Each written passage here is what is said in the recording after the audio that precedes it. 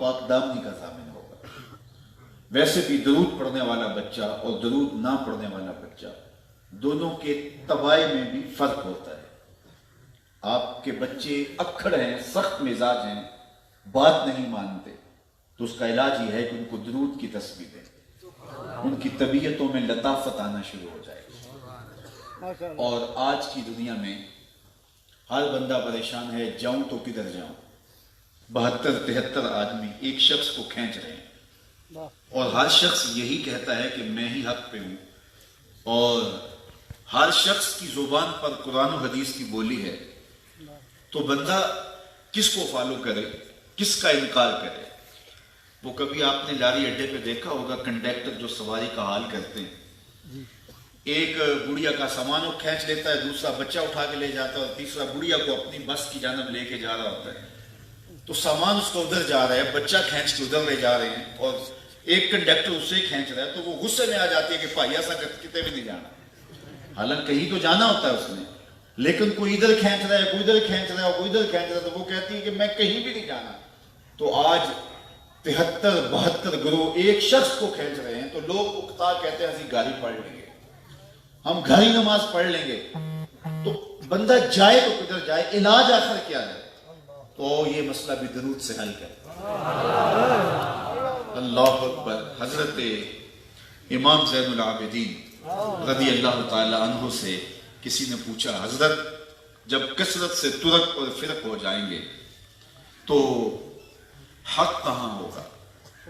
ہر شخص تو دلیل دے رہا ہوگا، تو کہا کہ جو اہل سنہ ہوں گے وہی اہل حق ہوں گے۔ سائل بڑا دور اندیش تھا، اس نے دوسری بات کی، اگر بہت سارے لوگ اسی ٹائٹل کے ساتھ موجود ہوں تو اس میں اصلی کی پہچان کیا ہوگا؟ تو سنو امام زین العابدین نے کیا جواب دیا، فرمانے لگے من علامات اہل سنہ کثرت الصلاۃ علی رسول اللہ، نشانی تمہیں میں بتا دیتا ہوں، کثرت کے ساتھ حضور پہ درود پڑھنے والے ہوں۔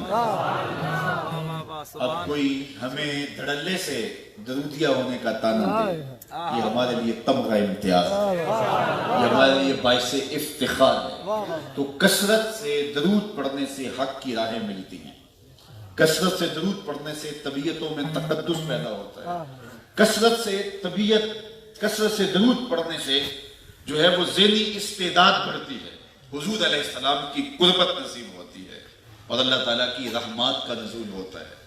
ایک مرتبہ درود پڑھنے سے اللہ کی 10 رحمتیں نازل ہوتی ہیں۔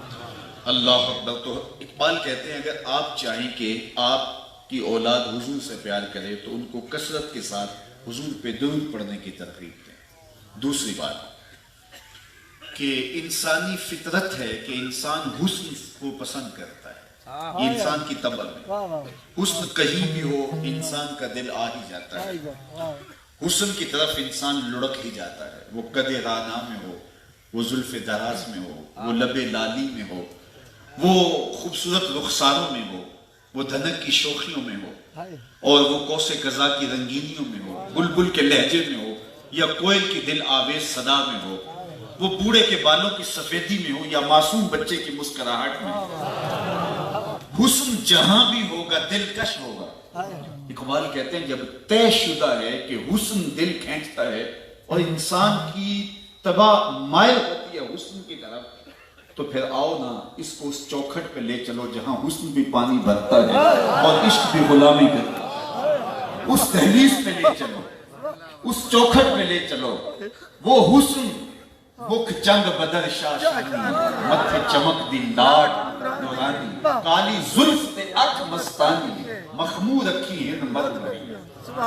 اور میرے امام بولے بلبل نے گل ان کو کہا، بلبل کی منتہائی پرواز تو یہی ہے کسی کو پھول کہہ دے، وہ تو پھول سے آگے دیکھ بھی نہیں سکتی، اس نے بھی گل کہہ دیا، بلبل نے گل ان کو کہا، قمری نے سروے جاں فضا، حیرت نے جھنجھلا کر کہا یہ بھی نہیں وہ بھی نہیں، خورشید تھا کس زور پر کیا بڑھ کے چمکا تھا کمر، بے پردہ جب وہ رخ ہوا یہ بھی نہیں وہ بھی نہیں۔ تو کہا کہ انسانی طبع میں یہ چیز رکھی گئی ہے کہ وہ حسن کی طرف مائل ہوتا ہے، تو پھر اس کو شہنشاہ حسینہ کی چوکھٹ پہ لے آؤ، حضور کے شمائل کا ذکر سناؤ، حضور علیہ السلام کہ مبارک حسن کا تذکرہ اس کے سامنے رکھو تو پھر اس کے سینے میں حضور علیہ السلام کا پیار پیدا ہوگا۔ تیسری بات، کسی شخص کی سیرت کسی کو متاثر کرتی ہے، اور آج کی دنیا میں آج لوگ کہتے ہیں کریکٹر اور کردار کی بات کرو،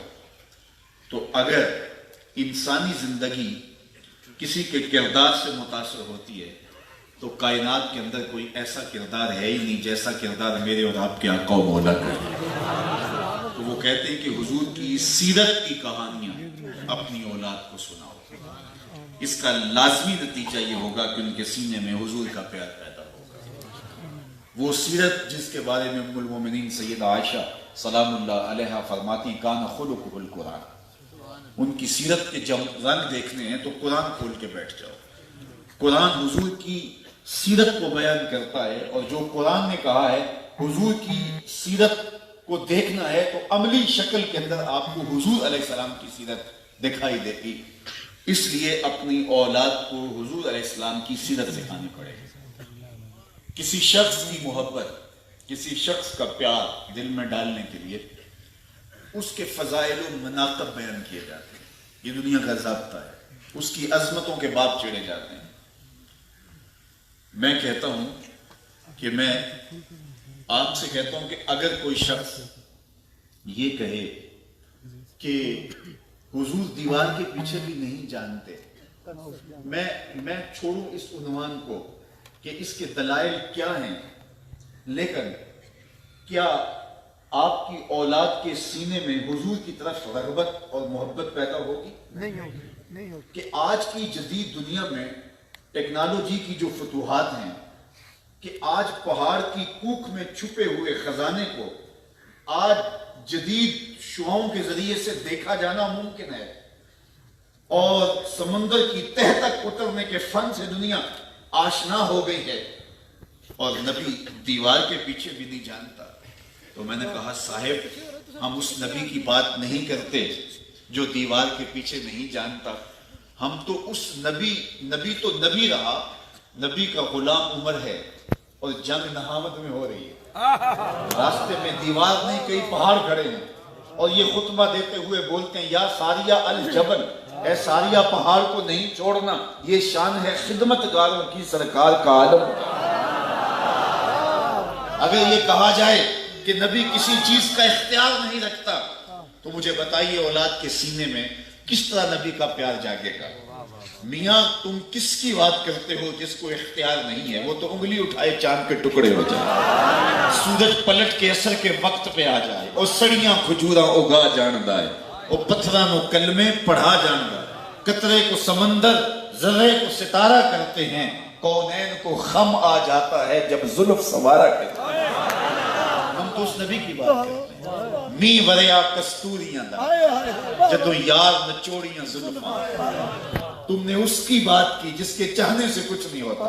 ہم اس کے قصیدے پڑھتے ہیں، می وریا کستوریاں دا جدو یار نچوڑیاں زلفاں، تے قبلہ او دے بدیاں سائن جدے یار نے موڑیاں زلفاں۔ وہ تو رخ پھیر دے خدا قبلے نہیں بدل دیتا، ہم تو اس کے قصیدے پڑھتے ہیں۔ تم نے کس کو دیکھا؟ اللہ اکبر۔ ہمارے بزرگ فرمایا کرتے تم نے حلیمہ کی بکریوں کے پیچھے پیچھے دیکھا ہے، سدرہ پر جبریل کے آگے آگے نہیں دیکھا۔ اور اقبال بولا تو نے یوسف کو کنویں میں دیکھا تو کیا دیکھا؟ ارے ناداں جو مطلق تھا مقید کر دیا تو نے، تو ابھی تک کنویں میں ڈھونڈ رہا ہے، وہ مصر کے تخت کا مالک بھی بنا ہوا ہے، تو ابھی تک کنویں میں تلاش کر رہا ہے۔ میاں تم اس کی بات کرتے ہو جس کے اختیار میں کچھ نہیں، ہم اس کے قصیدے پڑھتے ہیں جو انگلی اٹھائے چاند کے ٹکڑے ہو جائیں۔ آج کی جدید دنیا میں یہ نظم دریافت ہو گیا ہے کہ آپ میزائل داغ چکے ہیں، آپ فائر کر چکے ہیں، اور کہتے ہیں کمان سے نکلا تیر واپس نہیں آتا، لیکن آج کی ٹیکنالوجی کی یہ کرشمہ سازی بھی دیکھنے کو ملی کہ وہ یہاں بیٹھ کے اپنے ہدف کو تبدیل کر سکتا ہے، ہدف کو مس کرنا چاہے تو وہ یہاں سے بٹن دبا کے اس کو مس بھی کر سکتا ہے، یا وہ فائر کر چکا ہے، میزائل داغ چکا ہے، واپس بلانا چاہے، اس کا ہدف تبدیل کرنا چاہے، اس کا ہدف ختم کرنا چاہے تو اس کو وہاں بیٹھے اختیار حاصل ہے۔ یہ آج کی جدید ٹیکنالوجی کی فتوحات ہیں۔ आओ हुजूर की चौखट पे दस्तक देते हैं। हजरत अब्दुल्ला इब्न अब्बास रज़ी अल्लाह ताला अन्हु फरमाते हैं, एक आराबी आया और अर्ज़ की हुजूर मैं तो आपको अल्लाह का नबी तब मानूंगा ये खजूर का पका हुआ खोशा आपकी नबूवत की गवाही दे। उसने कहा अगर ऐसा हो जाए तो, हुजूर ने फरमाया अगर ऐसा हो जाए तो मान लेगा। उसने कहा इनकार की गुंजाइश कम रहेगी। तो हुजूर ने इशारा किया, वो खोशा टूट के कदमों में, अब मानने के बगैर चारा नहीं था, उसने कलमा पढ़ लिया। अब खजूर का टूटा हुआ खोशा उसको अता कर देते कि ले जाओ और जाके बांट दो और दुनिया को बताओ, या सहाबा को बांट देते। वो सारी जिंदगी नाज करते, फख्र करते, हमने मोजे से तोड़ी हुई खजूरें खाई हैं। लेकिन हुजूर जानते थे कुर्बे कयामत में जो है वो निकली हुई कमानों से निकले हुए तीरों के रुख मोड़े जाएंगे और निकले हुए मिसाइलों के हदफ तब्दील किए जाएंगे।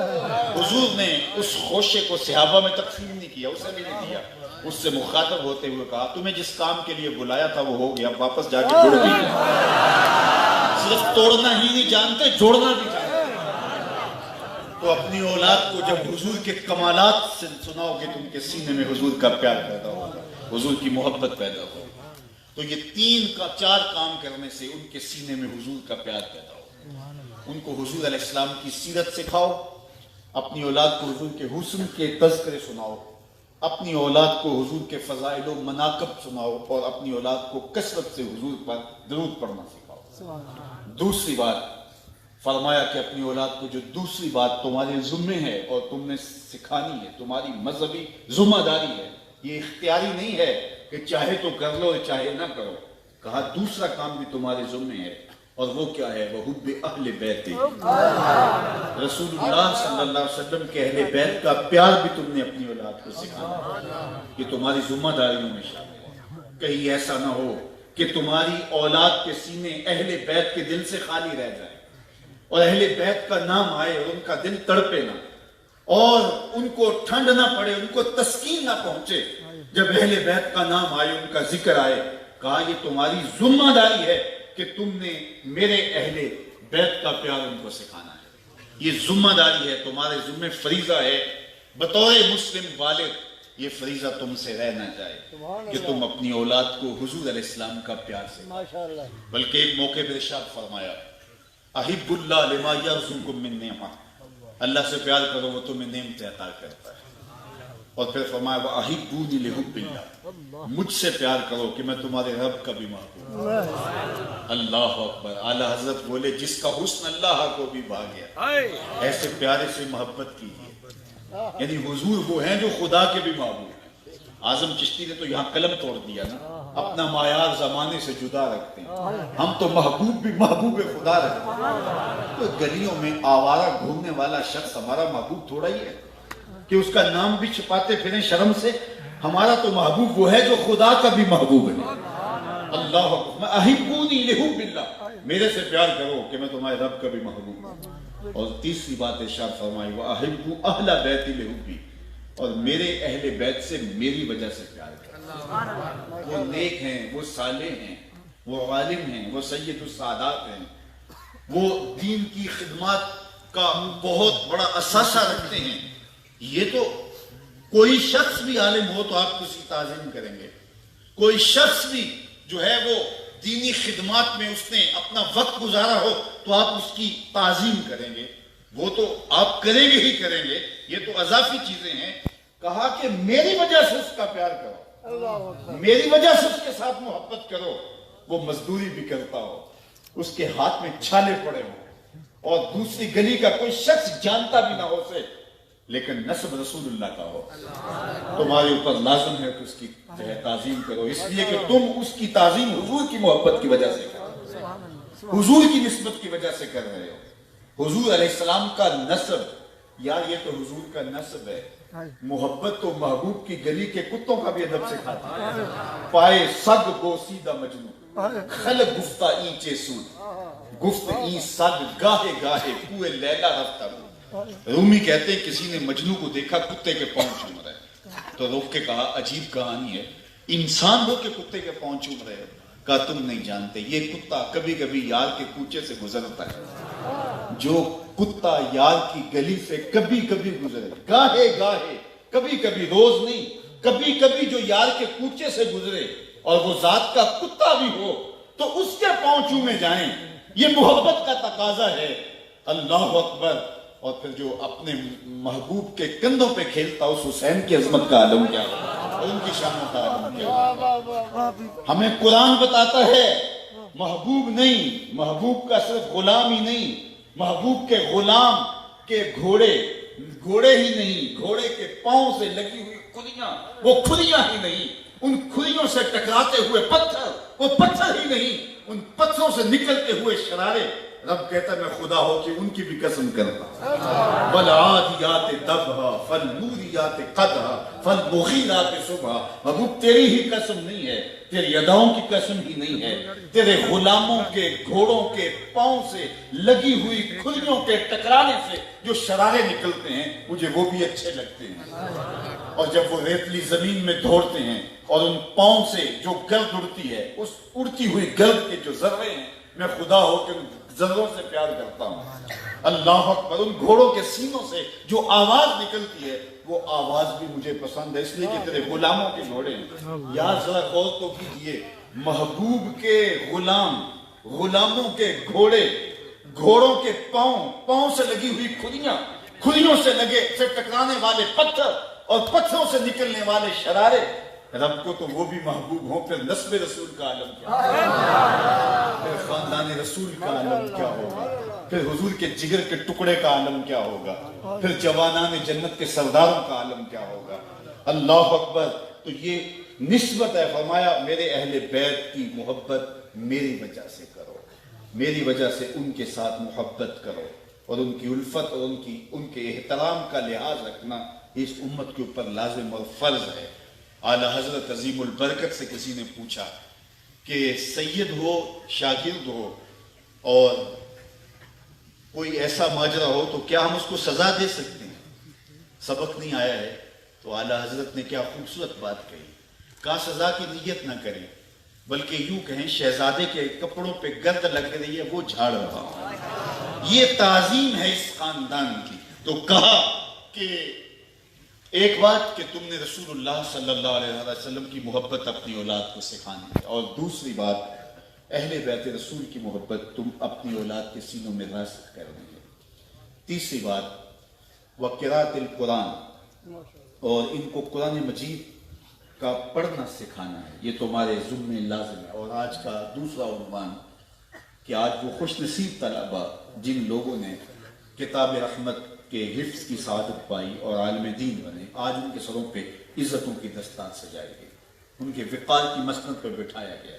یہ وہ خوش نصیب لوگ ہیں جن کے سینے میں قرآن موجود ہے، اور یہ اعزاز پچھلی امتوں میں نبیوں کو حاصل تھا کہ وہ کتاب اللہ کے حافظ ہوتے تھے، باقی لوگ پوری کتاب کے حافظ نہیں ہوتے تھے۔ آصف بن برقیہ جو تخت بلقیس لاتا ہے، اس کے بارے میں کہا گیا کہ اس نے کہا وقال الذی عنده علم من الکتاب، ساری کتاب کا عالم وہ بھی نہیں تھا، کتاب کے کچھ حصے کا عالم تھا۔ اس امت کو یہ اعزاز ہے۔ ابن عساکر نے اپنی سند کے ساتھ یہ روایت ذکر کی ہے، جب الواح تورات کا نزول ہوا، حضرت موسیٰ علیہ السلام نے مطالعہ کیا تو اللہ کی بارگاہ میں 9 سوال کیے تھے، ان میں سے ایک سوال یہ تھا اللہم انی آجد فی الالواح امتا انا اجیدہم فی صدورہم یقرؤونہا ظاہرہ فاجعلہا امتی۔ اے اللہ میں نے الواح تورات میں ایک ایسی امت کا تذکرہ پڑھا ہے جن کی انجیلیں ان کے سینوں میں ہوں گی اور وہ بے دیکھے پڑھیں گے، فاجعلہا امتی، وہ امت میری امت بنا دے۔ قال تلک امت احمد، کہا یہ تو میرے پیارے احمد کی امت۔ 7 سال کا بچہ ہے، پورا قرآن سینے میں موجود ہے۔ تو اپنی اولاد کو قرآن پڑھنا سکھاؤ، چونکہ یہ حافظ قرآن شفاعت کریں گے قیامت کے دن اپنے والدین کی، اور ان کے والدین کے سر پہ نور کا تاج رکھا جائے گا جس کی ضوء شمس و قمر سے بھی زیادہ ہوگا۔ سورج اور چاند کو ایک کمرے میں بند کر دیا جائے اور جتنا چراغاں ہو، جتنی روشنی ہو، تو حفاظ کے والدین کے سروں پہ رکھے ہوئے تاج جو حافظ قرآن کی وجہ سے اعزاز و تکریم ملی ہے، تو اس کی ضوء، روشنی اور ضیاء اتنی ہوگی کہ جو ہے ان کی روشنی جو ہے وہ مان پڑ جائے تو جو خود حافظ قرآن ہوگا اس کو جو اجالے اور روشنیاں دی جائیں گی، ضیائیں بخشی جائیں گی، اس کا عالم کیا ہوگا۔ تو اپنی اولاد کو دین سکھانا، اپنی اولاد کو قرآن مجید سکھانا، یہ میرے اور آپ کے اوپر لازم ہے اور میرے اور آپ کے اوپر ضروری ہے۔ ان مدارس دینیا کا وجود اللہ کی رحمت ہے، اور میں سمجھتا ہوں کہ جن مشکل حالات کے اندر ان لوگوں نے ان چراغوں کو روشن رکھا، جبکہ لوگوں کا عمومی رجحان دوسری سمت ہوا اور مدارس دینیا کی طرف نہ حکومتوں کا رجحان رہا اور نہ ہی مخیر حضرات کا وہ رجحان رہا۔ ایک زمانے میں لوگ جاگیریں مقرر کرتے تھے مدارس دینیا کے لیے، لیکن اب سال کے بعد جو ہے وہ چند پیسے زکوٰۃ کے اور قربانی کی کھال دے کے ہم اپنے منصب سے عہدہ برا ہو جاتے ہیں کہ ہم نے اپنی ذمہ داری ادا کر لی۔ اور یہاں جس طرح سے بچوں کو تعلیم بھی دی جاتی ہے اور ان کی ضروریات کا خیال رکھا جاتا ہے، یہ کہیں اور نہیں رکھا جاتا۔ یہ دنیا کی سب سے بڑی NGOs ہے۔ تو یہ لوگ اس کے باوجود بھی محنت کر کے مدرسین کی تنخواہیں پورا کرنا اور بچوں کی کفالت کرنا اور ان کی ضروریات کا خیال رکھنا اور تعمیرات کے مراحل کو لے کر کے آگے چلنا، یہ اتنا آسان کام نہیں ہے۔ لیکن اس کے باوجود مشکل حالات کے باوجود ان لوگوں نے یہ چراغ روشن رکھے، ان کو بجھنے نہ دیا۔ بالخصوص لارڈ میکالے کے نصاب تعلیم مرتب کرنے کے بعد جب مدارس اجاڑ دیے گئے اور کوئی کہتا نہیں تھا کہ اب بھی دین کی یہ شمع روشن رہیں گی، لیکن یہ علماء ہی تھے کہ جنہوں نے برگد کے درخت کے نیچے بیٹھ کر بھی دین کی درسگاہوں کو قائم رکھا۔ اللہ اکبر۔ اور یہ طلباء جو دینی علوم حاصل کرتے ہیں اور دین سیکھتے ہیں اور کتاب اللہ کو حاصل کرتے ہیں اور اس کی تعلیمات اور اس کے حفظ اور اس کے مطالب و معانی اور اس کے جو ہے وہ مقتضا حاصل کرتے ہیں، یہ خوش نصیب لوگ ہیں، اللہ رسول کے پیارے ہیں، اور اللہ رسول کی محبتیں اور اللہ رسول کا پیار ان کا مقصوم ہے۔ اس لیے کہ یہ اس دور کے اندر جبکہ ظاہری چکا چوند کے اندر لوگوں کا روح سخن اور ہے، اور آج کی دنیا کے اندر جو ہے وہ اپنی اولادوں کو لوگ کسی اور سمت لے کے جانا چاہتے ہیں، لیکن یہ اپنے آپ کو علم دین کے لیے وقف کرتے ہیں۔ دنیاوی اعتبار سے کوئی چمکدار مستقبل بھی نہ ہو، لیکن پھر بھی یہ اپنے آپ کو دین کے لیے وقف کرتے ہیں، تو یہ اپنے آپ کو خوش نصیب سمجھیں کہ اللہ تعالیٰ جل شانہ نے ان کو یہ اعزاز عطا کر دیا، ان کے ذہن کے اندر یہ چیز ڈال دی۔ اس دنیا کے اندر سب سے بہتر کون ہے؟ یہ میرے اور آپ کے آقا و مولا نے جو معیار مقرر کیا۔ ہر دور کے اپنے معیار ہوتے ہیں۔ کسی زمانے میں سب سے بہتر افضل اشرف وہ سمجھا جاتا تھا جس کی اولاد زیادہ ہوتی ہے، اس لیے عرب 100 شادی کرتے تھے۔ پھر ایک زمانہ آیا کہ جس کے پاس قوت نافذہ آ گئی اس کو افضل اور اشرف سمجھا جانے لگا، اور آج کی تاریخ میں، آج کی جو ہے وہ دنیا میں جس کے پاس دولت زیادہ ہے اس کو افضل اور اشرف سمجھا جاتا ہے، چاہے اس کے پاس کوئی اور صلاحیت نہ ہو۔ وہ کسی نے کہا تھا کہ فصاحت و صحبان و خط و ابن مقلہ و زہد و ابن ادہمی اذ اجتمعت فی المرء والمرء مؤدم فلیس لہ قدر بمقدار درہم، کہ ابن مقلہ کا خط ہو اور ابن ادہم کا زہد ہو اور جو ہے صحبان کی فصاحت و بلاغت ہو، اور یہ ساری چیزیں ایک وجود میں جمع ہو جائیں، لیکن اس بندے کے پاس پیسے نہ ہوں تو اس کا کوئی مول نہیں۔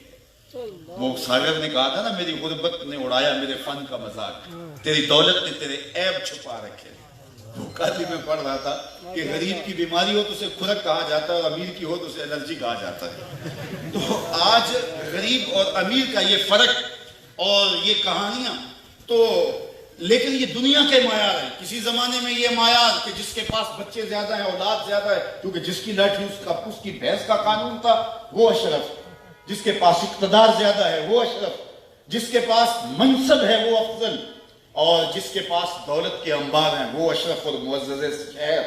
لیکن میرے اور آپ کے آقا و مولا نے ایک معیار دیا، اور وہی حقیقی معیار ہے، اور وہ کہ خیرکم من تعلم القرآن وعلمہ۔ تم میں سے افضل کون ہے، تم میں سے اشرف کون ہے جس نے قرآن سیکھا اور اوروں کو سکھایا۔ تو کتاب رحمت کو سیکھنے والے خوش نصیب لوگ ہیں۔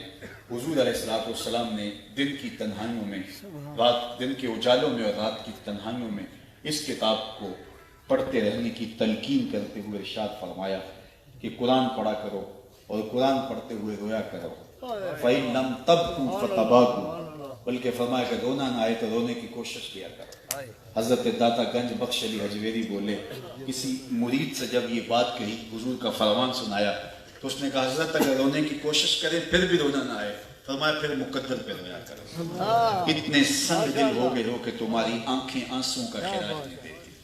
تو حضور علیہ السلام نے یہ بھی ارشاد فرمایا کہ تمہارا رب سے ہم کلام ہونے کو جی چاہے تو قرآن کھول کے بیٹھ جائے، یہ رب سے باتیں کرنا ہے، یہ رب سے ہم کلام ہونا ہے۔ حضرت سہل بن عبداللہ تستری کسی جنگل میں رہتے تھے، لوگ انہیں ملنے گئے تو واپس پلٹتے ہوئے کسی نے کہا حضرت اس جنگل میں رہتے ہو، آؤ نا شہر میں، تمہارے مزاج کے لوگ مل جائیں گے۔ تو کہا یہاں تنہائی کیسے کاٹتے ہو؟ کہا تمہیں کس نے کہا میں تنہا رہتا ہوں؟ کہا کسی نے کیا کہنا تھا، ہم خود دیکھ رہے ہیں۔ کہا تم نے غلط دیکھا، میں تنہا نہیں ہوں، جب میرا اس سے باتیں کرنے کو جی چاہتا ہے تو میں نماز کے لیے کھڑا ہو جاتا ہوں، اور جب اس کی باتیں سننے کو جی چاہتا ہے تو قرآن کھول کے بیٹھتا ہوں، کبھی اپنی سناتا ہوں کبھی اس کی سنتا ہوں۔ تمہیں کس نے کہا ہے میں تنہا ہوں؟ میں تو دم دم اپنے رب کے ساتھ، تو اپنے رب سے ہم۔ بلکہ میں نے پہلی مرتبہ جب یہ روایت پڑھی تو عجیب کیفیت ہوئی کہ فرمایا کہ قرآن وہ اللہ کی لٹکتی ہوئی رسی ہے جس کا ایک سرا تمہارے ہاتھ میں ہے، دوسرا سرا تمہارے رب کے دستے کرم میں ہے، اس کے دستے قدرت میں ہے اس کا دوسرا سرا۔ تو یہ تصور نہال کر دیتا ہے، یہ وہ پاکیزہ کلام جو سچ پر مشتمل ہے اور ہدایت کا سرچشمہ ہے۔ اس کتاب کو پڑھنے اور اس کتاب کو یاد کرنے کی سعادت پاؤ، اور اپنی اولادوں کو بھی اس قرآن کی تعلیم دلواؤ، اور خود بھی اس قرآن کو پڑھو۔ اگرچہ بڑھاپا ہو گیا، اب عمر کے حصے میں پہنچ گئے، حضور نے فرمایا جو قرآن پڑھتا ہے اور پڑھتے ہوئے اٹکتا ہے اللہ اس کو دوہرا ثواب عطا کرے، بڑھاپے کی وجہ سے، عمر کے زیادہ ہونے کی وجہ سے۔ بلکہ ایک زمانے میں سیارہ ڈائجسٹ میں ایک واقعہ چھپا تھا کہ تقسیم ہند سے قبل ایک قبرستان میں قبر کھودتے کھودتے 7 والی قبر کھل گئی۔ تو جب قبر کھل گئی تو ایک اینٹ گر گئی، تو لوگوں نے دیکھا کہ خوشبو کے حلے اندر سے آ رہے ہیں، شوق و تجسس زیادہ بڑھ گیا۔ ایک قبر گر گئی تھی، دوسری ایک اینٹ گری تھی، دوسری اینٹ خود نکال لی، اور دیکھا کہ صاحب قبر کا کفن بھی میلا نہیں ہوا۔ شوق کی مزید چنگاریاں روشن ہوئی تو ایک اینٹ اور اٹھائی تو دیکھا تازہ گلاب ہے جو پھولوں سے بھرا ہوا ہے، تازہ ٹہنی ہے گلاب کی جو پھولوں سے بھری ہے، اور قبر منور بھی ہے اور خوشبودار اور مشکبار بھی ہے۔ خیر قبر بند کر دی، اور قبر کے نشان پر صاحب قبر کا گھر ڈھونڈنے نکلے۔ دیکھی تو صحیح کہ یہ کون سا اعزاز ہے جو اس نے پایا ہے، کون سی نیکی کرتا تھا تاکہ ہم بھی وہ نیکی کر کے یہ اعزاز پائیں۔ خیر ڈھونڈتے ڈھونڈتے گھر مل ہی گیا، اور اس کی بیوہ ابھی موجود تھی جو بہت بوڑھی ہو چکی تھی۔ کہا کہ تیرے شوہر کی قبر یوں ملی، اور یوں خوشبوؤں کے حلے قبر سے آ رہے تھے، اور اس کا کفن بھی میلا نہیں ہوا۔ تو ہم پوچھنا چاہتے ہیں کہ تیرے شوہر کا عمل کیا تھا تاکہ ہم بھی وہ عمل کریں اور ہماری قبر بھی روشن ہو۔ تو اس نے اپنے ذہن پہ زور دیتے ہوئے کہا کہ میرا شوہر تو ایک سادہ سا ان پڑھ شخص تھا، کوئی ایسا عمل نہیں ہے جو مجھے یاد ہو۔ ہاں ایک بات مجھے یاد ہے، اور وہ یہ کہ میرا شوہر قرآن نہیں پڑھا ہوا تھا، اور اسے شوق پیدا ہو گیا قرآن کی تلاوت کا، لیکن عمر کے اس حصے میں جو ہے وہ پڑھ نہیں سکتا تھا۔ جب صبح نماز پڑھنے جاتا اور لوگ بعد میں قرآن کھول کے بیٹھ جاتے تو وہ اشک بار ہو جاتا، کاش کہ میں بھی قرآن پڑھا اور میں قرآن مجید کی تلاوت کرتا۔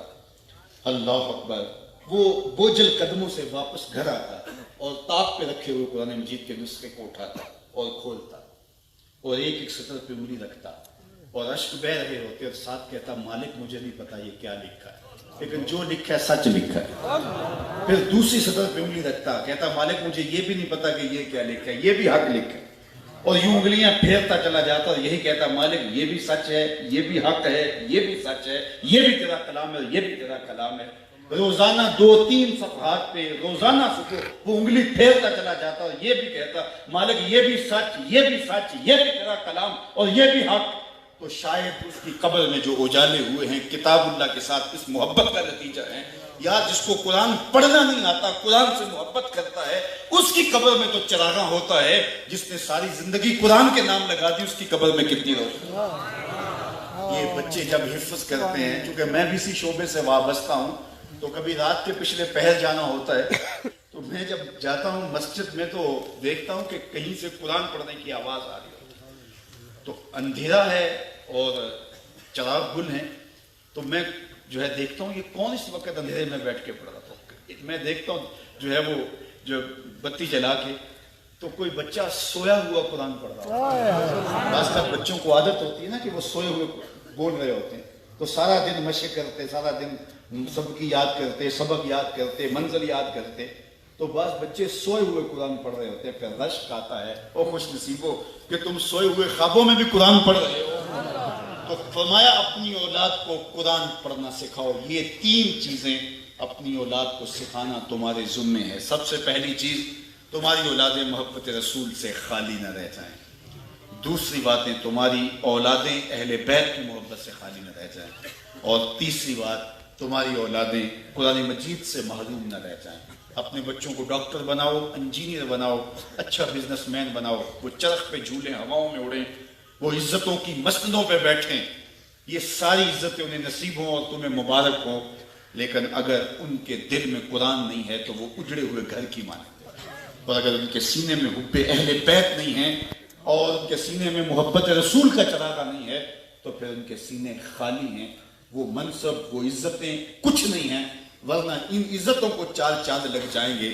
تو آئیے میں اور آپ اپنی اولادوں کو حضور علیہ السلام کے پیار اور حضور علیہ السلام کی محبت اور حضور علیہ السلام کی کرم نوازیوں اور حضور کی رحمتوں کے حصار میں لے کر کے آئیں. ساری زندگی حضور کے ہو کے رہیں.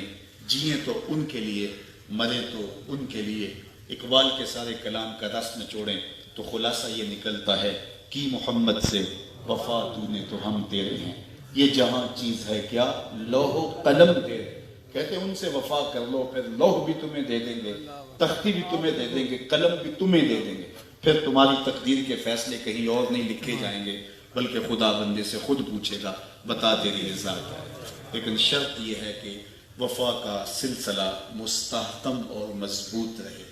اللہ اس درس کا کو قیامت تک سلامت رہے اور قبلہ استاذ المکرم کا پاکیزہ وجود دیر تک سلامت رہے اور ہمارے سروں پہ یہ سایہ جو ہے گھنا سایہ، رحمتوں کا سایہ، محبتوں کا سایہ ذو فکر رہے اور ان کی ضیابار اور پرنور باتیں ہماری زندگی میں چراغاں کرتی رہیں. وآخر دعوانا ان الحمدللہ.